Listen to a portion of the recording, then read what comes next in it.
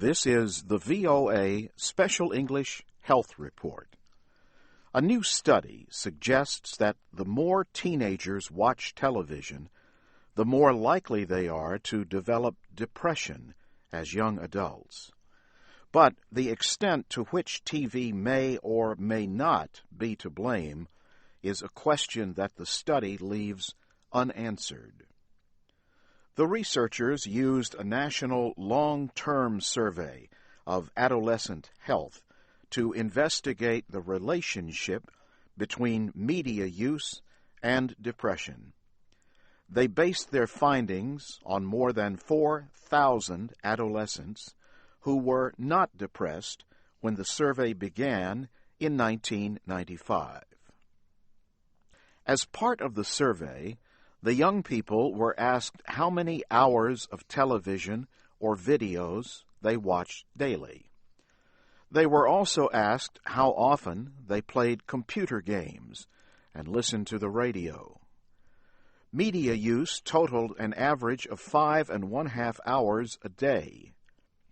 More than 2 hours of that was spent watching TV. 7 years later, in 2002, more than 7% of the young people had signs of depression. The average age at that time was 21. Brian Premack at the University of Pittsburgh Medical School was the lead author of the new study. He says every extra hour of television meant an 8% increase in the chances of developing signs of depression.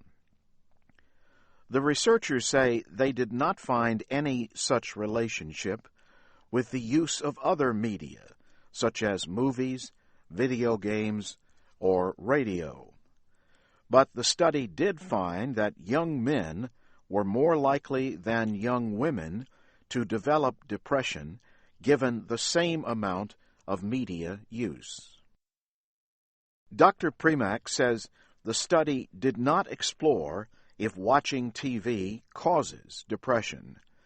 But one possibility, he says, is that it may take time away from activities that could help prevent depression, like sports and socializing. It might also interfere with sleep, he says, and that could have an influence. The study was just published in the Archives of General Psychiatry. In December, the journal Social Indicators Research published a study of activities that help lead to happy lives. Sociologists from the University of Maryland found that people who describe themselves as happy spend less time watching television than unhappy people.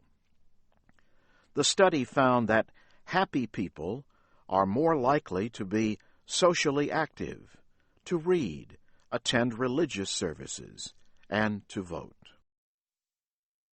And that's the VOA Special English Health Report, written by Katie Weaver. For archives of our reports, go to voaspecialenglish.com.